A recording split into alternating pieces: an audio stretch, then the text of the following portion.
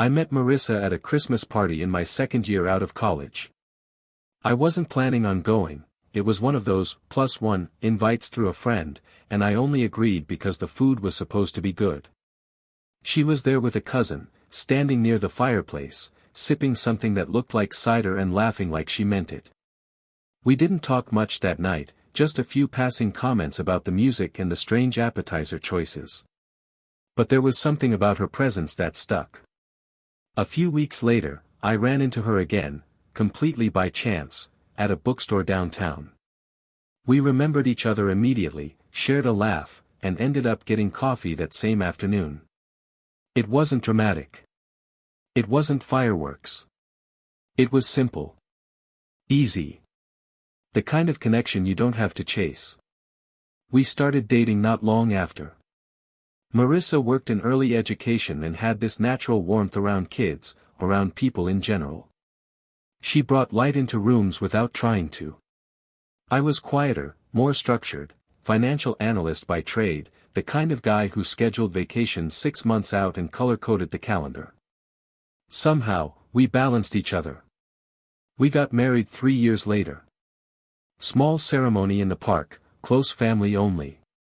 No DJ, no fancy hall, just vows under a tree and a dinner that felt like home. I still remember the way she looked walking toward me, steady, certain, like there wasn't a single doubt in her mind. That stayed with me for a long time. Our first daughter, Sophie, was born about a year into our marriage. She had her mother's eyes, wide and curious, always studying people. Then came Lucy, 2 years later, just as bold but with a wilder streak. They filled the house with that constant background hum of movement and noise that only kids can generate. Marissa took a step back from work to be home more, and I took on a few extra hours at the firm. We made it work. It was never easy, but it always felt worth it. Weekends were for the park or backyard picnics, art projects on the kitchen table, late-night ice cream runs just because. I handled bedtime routines, Marissa handled mornings. I liked brushing their hair after bath time, reading the same story 3 nights in a row, letting them stay up 10 minutes past bedtime when they asked nicely. We were a team. Always passing off tasks, covering for each other, shifting in and out of the chaos together. Our house wasn't big, but it was filled with life. Crayon drawings on the fridge. Shoes piled by the door. The smell of Marissa's cooking, which she always claimed wasn't good, even though we all knew better. We didn't travel much, but we made every holiday feel like an event, decorations, music, routines the girls would talk about for weeks afterward. It was a good life. Familiar, full, the kind of steady rhythm people hope for when they say, settling down. And I loved it. I really did. Marissa had a way of making even the small things feel important. If the girls brought home scribbled drawings from daycare, she'd tape them up like gallery pieces.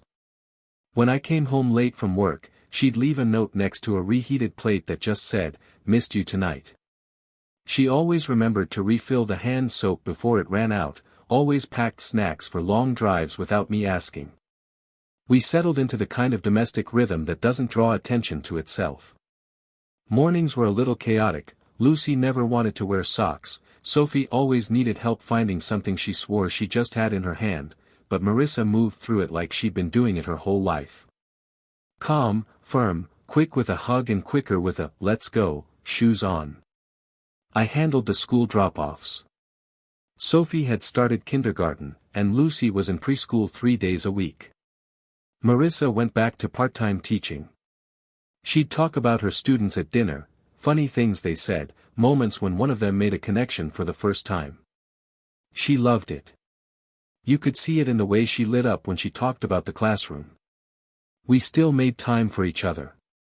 Maybe not as much as we should have, but enough. Friday nights were usually takeout and a movie. After the kids were down, we'd stretch out on the couch, half watching whatever was on, her feet under my leg, a bowl of popcorn between us. Sometimes we talked through the whole thing. Sometimes we just sat in the quiet. We took the girls to the zoo that spring. Sophie was obsessed with flamingos, and Lucy fell in love with a red panda she refused to stop talking about for weeks. We took photos, bought too many snacks, let them stay up past bedtime. Marissa made a scrapbook page for it the next day, pink stickers, doodles, little handwritten captions under each photo. She said it helped her hold on to things. They grow up so fast, she told me once. I don't want to forget the pieces. She was close with her mom. They'd talk a few times a week. Sometimes about the kids, sometimes about nothing. Her mom would come over to help when I was out late. She loved reading to the girls and always brought fruit snacks in her purse, which they thought was the best thing ever. I liked that Marissa had that support, that closeness. I came from a smaller, quieter family. Fewer traditions. Less noise. We weren't flashy. We weren't the perfect Instagram family. But I thought we were happy. We talked about maybe taking a trip out west next year, something with mountains or quiet trails. Marissa said she missed real nature. She grew up near woods and used to hike all the time. She said she wanted to pass that on to the girls, not just screens and noise, but fresh air and space to think. I promised we'd make it happen. Save a little extra, block off the time. It felt good to plan for things. Like everything had a future we could still grow into.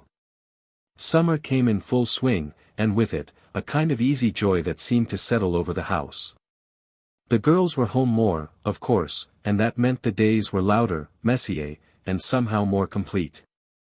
The backyard became their kingdom, plastic slides, sidewalk chalk, sun hats they refused to wear for more than 5 minutes. Marissa picked up a little inflatable pool for the back patio and turned it into an all-day affair. Popsicles, water fights, the works. She'd sit on the steps with sunglasses and a book she never got around to reading, laughing every time one of the girls tried to splash her in mist. She was good at making the ordinary feel like something more. It was one of the things I loved most about her. Even when the days felt long, even when she was tired, she still found ways to keep things moving. I'd get home from work and find dinner half prepped, the girls in pajamas with wet hair and sticky fingers, and Marissa with her sleeves rolled up, wiping down the table with that same focused calm she always had. At night, we'd talk about small things, school decisions, groceries, things the girls had said that made her laugh. She was always taking mental notes, little stories she wanted to remember. I should write them down, she'd say, and sometimes she did, on the back of receipts or inside a planner already filled with sticky notes. She started going to yoga again, too. Once or twice a week, in the evenings after dinner. She said it helped her feel like herself, stretch out the tension, clear her mind. I supported it. Told her to take whatever time she needed. I handled bath time, bedtime, and she'd get home just as I was coming downstairs from the final story. She'd kiss the girls goodnight even if they were already asleep. The routine worked. We weren't doing anything dramatic. No big changes, no unexpected moves. Just life, rolling along. We took a weekend trip to the lake in late July, just the 4 of us. A cabin with spotty service and old wooden floors that creaked when the wind picked up. The girls loved it. We caught fireflies, grilled burgers, told stories around a little fire pit. Marissa took photos of everything. She always did. Later she printed one of us all together, the girls on our laps, arms tangled around each other, and framed it on the mantel when we got home. She kissed me that night with both hands on my face. Soft, slow. Like she meant it. The start of the school year always brought a new kind of rhythm. Sophie had moved up to 2nd grade, and Lucy was starting full-time kindergarten. Mornings got earlier, backpacks got heavier, and lunchboxes became a nightly chore. Marissa handled most of that. She had a way of remembering exactly who liked what, which snack was for Tuesdays only, which thermos was the one that doesn't smell weird. The girls trusted her completely. So did I. We carved out more structured evenings, homework, dinner, a little TV before bed. Marissa made chili on Mondays, tacos on Thursdays. It was never official, but we slipped into those patterns like muscle memory. She said it helped the girls feel safe, knowing what came next. And truthfully, it helped me, too. Work had picked up again for me, a couple of clients going through changes, longer hours, more days where I came home to the table already cleared. Marissa never gave me a hard time about it. She was always patient, always understanding. If anything, she encouraged me to keep going. "We're fine here," she'd say. "Just don't forget to breathe." She'd text me little updates during the day, Lucy's drawing of a horse that looked like a potato, Sophie's spelling test result, what they were watching after school. Sometimes it was just a photo of the girls sitting on the couch, feet tucked under them, hair falling into their faces. The kind of photos that stopped me in the middle of whatever spreadsheet I was buried in. Every so often, I'd come home and find candles lit in the kitchen, the house quiet, the girls already asleep. Marissa would pull me in with that same look she gave me when we first started dating, playful, steady, like she still saw me through all the clutter of daily life. We still laughed together. Still talked late at night, lying in bed with the lights off, voices low. We talked about the girls getting older. About whether we were done having kids. About maybe moving closer to her mom in a few years, once the girls were more independent. It all felt far away, but in the good kind of way, future things you plan for just to feel connected to something bigger than the present. I never thought to question anything. There were no fights, no strange absences, no distance I could feel. She was here. She was present. And I still loved coming home to her. It was a Saturday morning when the first flicker hit. Nothing dramatic. Nothing obvious. We were getting ready to head out, grocery run, hardware store, maybe ice cream after if the girls didn't melt down before noon. I was in the garage trying to find the right screwdriver when I heard Marissa's voice carry through the kitchen window. Light, laughing, almost flirtatious. I paused, listening without meaning to. She was on the phone.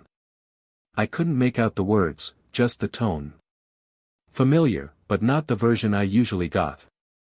It wasn't the voice she used with her friends when they caught up.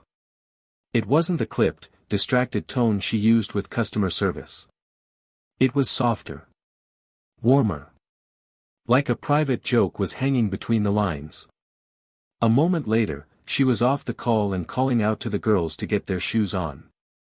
I didn't say anything. We loaded into the car. She smiled at me like nothing had happened. Maybe nothing had. But that tone stuck with me, not because I recognized the words, but because I didn't.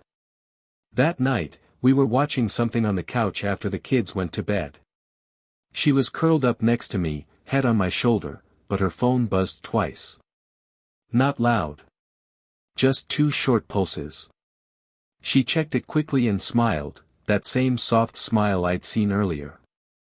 Then she turned the phone face down and tucked it under the blanket. "Who was that?" I asked casually. "Just Emma," she said. "Her kid's having a meltdown over a missing Lego." I laughed, and she leaned in to kiss my cheek. But something about it was off. Not wrong. Just, rehearsed. Later that week, I came home from work a little earlier than usual. Marissa wasn't expecting me. I walked into the house and found her in the kitchen, phone in one hand, staring out the window. Her posture shifted when she saw me. A quick straighten of the shoulders. The phone disappeared into the drawer where we kept the charger. She smiled. "You're home early. Meeting wrapped up fast." She walked over and hugged me, like she was trying to erase whatever moment I'd interrupted. We didn't talk about it. I didn't bring it up again. But I started paying closer attention.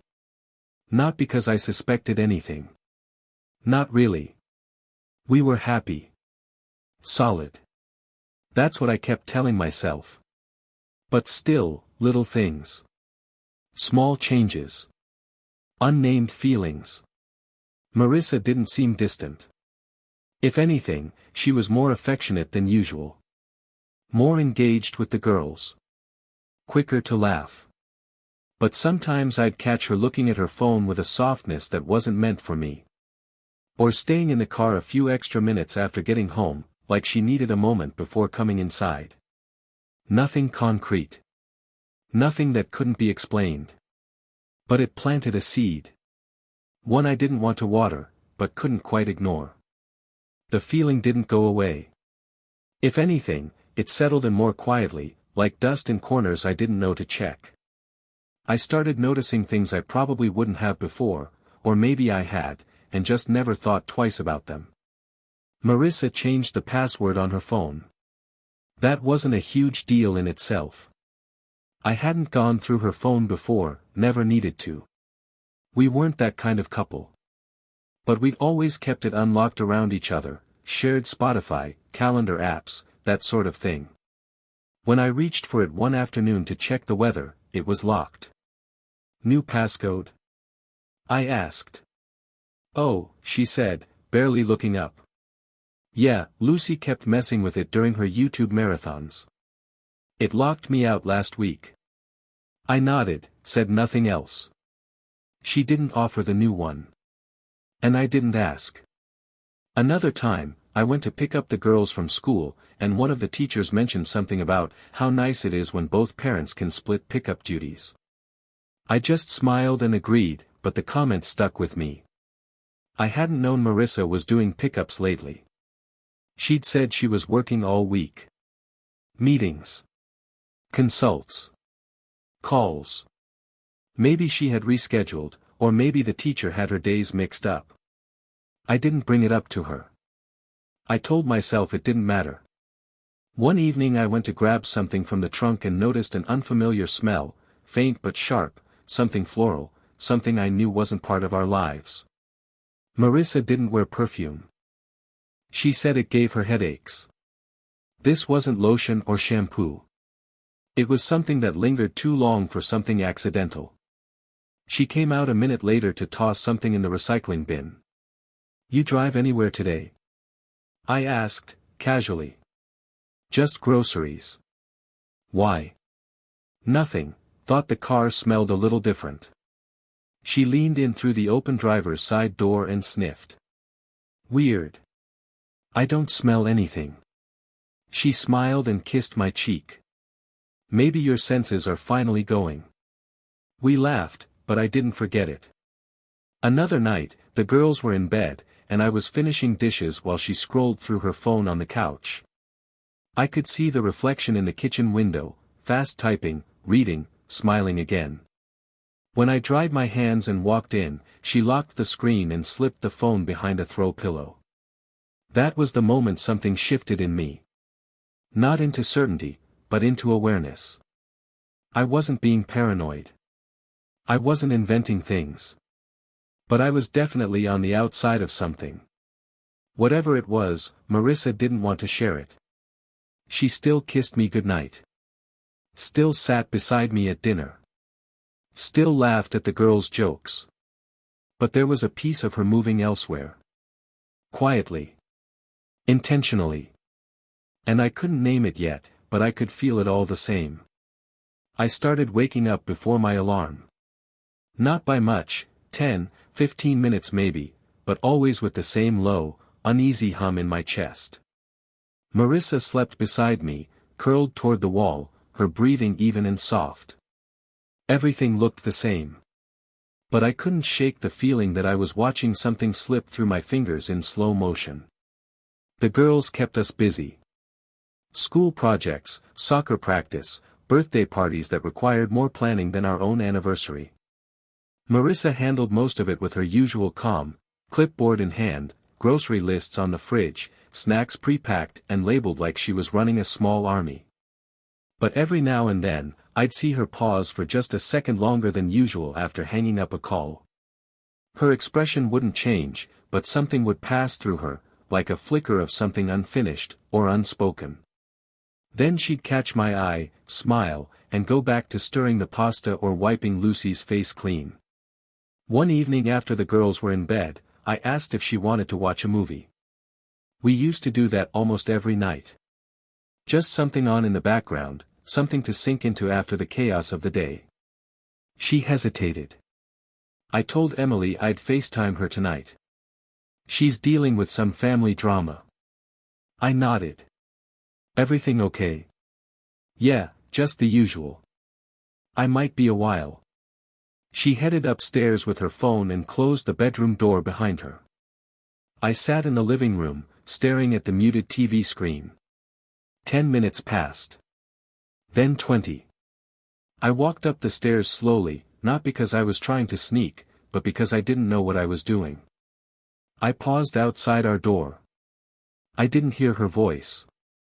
Just the low murmur of something, not a call. A video maybe. Or silence. I walked away before I could think better of it. Another day, I had to leave work early. Sick kid in Lucy's class meant all the parents got called. When I got home, Marissa's car was in the driveway, which surprised me. She'd said she had meetings all afternoon. I stepped inside quietly, mostly out of habit. The house was silent. She wasn't in the kitchen. Not in the living room. Not upstairs. When I finally found her, she was in the laundry room, sitting on the floor next to the dryer with her phone in her hand. Her expression changed the second she looked up and saw me. "Everything okay?" she asked, standing quickly. "Yeah, Lucy's school called. I came to grab her." She nodded too fast. "Right. I forgot about the notice this morning. I didn't push it." But later that night, I kept replaying the image of her sitting there alone, phone still glowing, eyes locked on something I wasn't supposed to see. I didn't ask who she was texting anymore. I didn't check the calendar to see if her appointments lined up. I didn't look at the call logs or the way she reached for her phone when she thought I wasn't watching. Because I already knew something was wrong. I just didn't know how far gone it was. It was a Sunday afternoon. Quiet, sunny, one of those early fall days where the light hits just right through the windows. Marissa had gone out, said she was meeting her mom for lunch and maybe stopping by a craft store after. The girls and I stayed home. I was helping Sophie with a school poster, gluing little cutouts onto a bright blue background while Lucy sat on the floor behind us, coloring and humming to herself. Out of nowhere, Lucy asked, "When are we going to play with Daddy?" I looked up from the glue stick. "We're playing now, kiddo." She shook her head, still coloring. "Not you, the other Daddy." I laughed a little, confused. "What do you mean, sweetheart?" She looked up, crayon in hand, and asked it again like it was the most normal thing in the world, "Where is Daddy? When is he coming over?" Sophie didn't say anything. She just kept gluing. Her little mouth was pressed into a thin, serious line, like she knew not to join in. "Hey, Lou," I said gently, "who are you talking about?" She stared at me for a moment, then looked back down at her page. "Just Daddy. The one with the dog. We played hide and seek there. He has the big backyard." It was a strange kind of moment, the way time seems to slow around something you weren't ready to hear. My mind scrambled for explanations. Maybe she was talking about a friend's house. Maybe someone else's dad who babysat once. Maybe it was just pretend. But her voice was too certain. I pressed again, carefully. "Where did you see him, Lucy?" She shrugged. "I don't know. I just like him. He lets me have orange soda." I felt my stomach drop, a low, deep ache like gravity doubling inside me. Sophie still hadn't looked up. I turned to her slowly. "Soph." She glanced at me, then down again. "We're not supposed to talk about him." I could barely get the words out. "Who said that?" She paused. "Mom." Silence filled the room. I didn't push them. I just sat there for another few minutes, pretending to focus on the poster board, hands still moving. My heart, though, wasn't in the room anymore. Marissa came home an hour later. She walked through the door, kissed the girls on the head, smiled at me like nothing in the world was out of place. I nodded back. But something had already broken. That night, after the girls were asleep, I sat alone in the living room. No TV. No music. Just me, the couch, and a dull roaring in my head that wouldn't quiet down. I didn't have answers yet. But I had questions I couldn't ignore anymore. And this time, I was going to find them. I waited 2 days before I did anything. Not because I didn't believe them, what Lucy and Sophie had said, but because I needed to be sure I was thinking clearly. I kept playing it over in my head, not you, the other daddy. The soda. The dog. The backyard. And Sophie's quiet voice, saying Mom told them not to talk about him. There were explanations. I wanted there to be. Maybe it was an uncle she called Daddy as a game. Maybe some old friend of Marissa's the girls saw once or twice. Maybe it wasn't what it sounded like. But I knew better. I made an appointment at a private clinic 2 towns over. I didn't tell Marissa. I took an early lunch from work, drove there in silence, hands tight on the wheel the whole way. They took cheek swabs from me, and I brought 2 samples I'd quietly taken at home, strands from the girls' hairbrushes. They said I'd have results in a few days. I paid in cash. I barely slept that week. Marissa didn't notice, or pretended not to. She still kissed me goodbye, still asked if I needed anything at the store, still sat beside me on the couch while we watched shows I wasn't even seeing. I wanted to ask her. I wanted to just say it. But I knew if I did, she'd have time to prepare a lie. I wanted the truth first. The results came back on a Thursday. Sealed envelope, handed to me by the receptionist like it was just another file. I didn't open it until I was parked behind a gas station 3 blocks away. My hands shook. The words were simple. Clinical. 2 paternity exclusions. Sophie and Lucy were not biologically mine. I didn't move for a long time. Just sat in the driver's seat, staring at those 2 lines like they were written in another language. 9 years. 9 years I had raised them. Held them through fevers, taught them to ride bikes, kissed every scraped knee. And none of it had ever been real, not in the way I thought it was. I went home around 6 p.m. Marissa was in the kitchen, stirring something on the stove. She looked up and smiled. "Hey, you're late." I held the envelope in my hand. Set it on the counter. "What's that?" I didn't answer. She wiped her hands and opened it. Her eyes scanned the page. Her face didn't change, just dropped, slightly, like something she'd been bracing for had finally arrived. "Say something," I said. She closed the folder slowly. "It's not what you think," she whispered. "No." My voice cracked. "Because what I think is that you've been lying to me for nearly a decade. That those girls, our girls, aren't mine. They are yours." "No. They're not." She started crying then. Soft at first, then sharp. "I didn't plan for it to happen," she said. "It was a mistake that kept happening." "Who is he?" She hesitated. "Marissa." "Who is he?" "Derek," she said. "We were together in high school. He moved back a few years ago." "How long?" "A while." "Lucy?" She nodded, sobbing now. "Both." I didn't scream. I didn't slam anything. I just walked upstairs, packed a bag, and left. I didn't know where I was going. I didn't know what the next day looked like. But I knew I couldn't look her in the eye anymore. Still, as I pulled away, the only thing I could think about was the girls. Not hers. Not mine. But ours. And I wasn't about to lose them. I stayed at my brother's for a week. Just a spare room and a blow-up mattress, but it gave me time to breathe. Time to think without the weight of her voice in the next room. Every night, I stared at the ceiling and tried to understand how it all happened. How someone you trusted with your life could lie to your face for nearly a decade. But the thing that haunted me more than the betrayal was the quiet in the house I'd left behind. The sound of Sophie's laugh.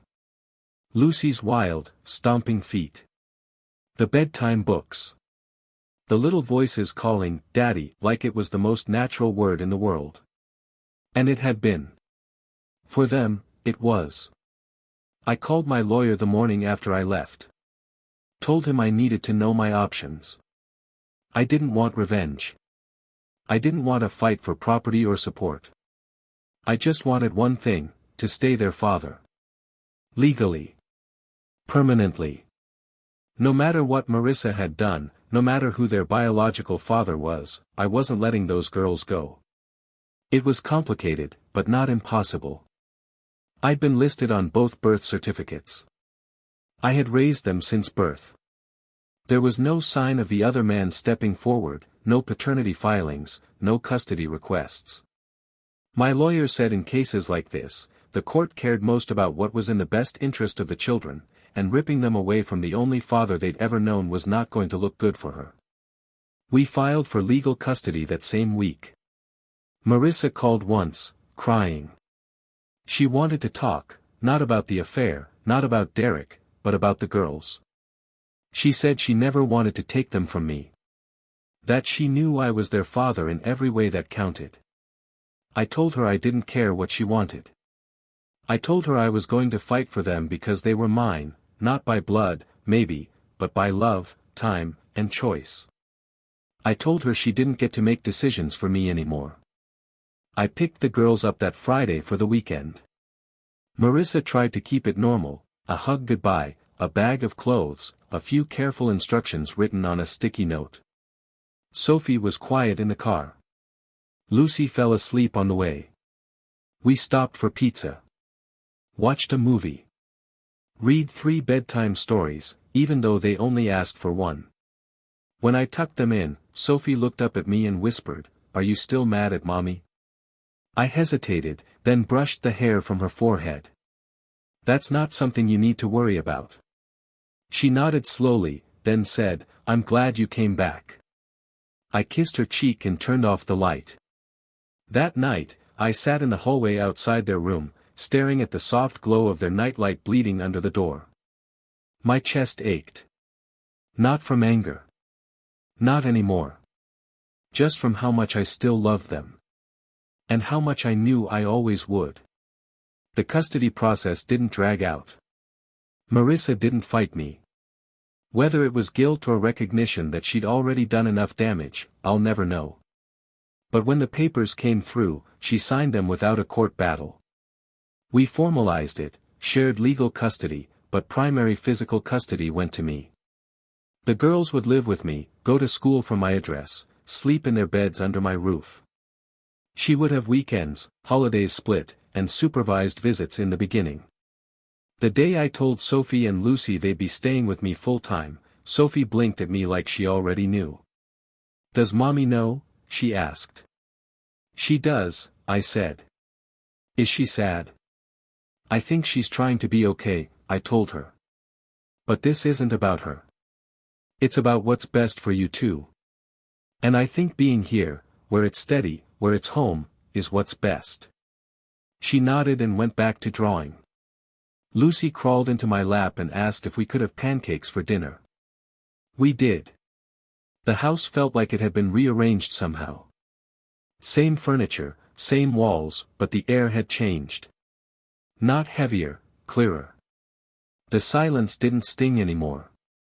The emptiness was gone. It wasn't a broken home, it was just one we had to rebuild on better ground. Marissa still saw the girls.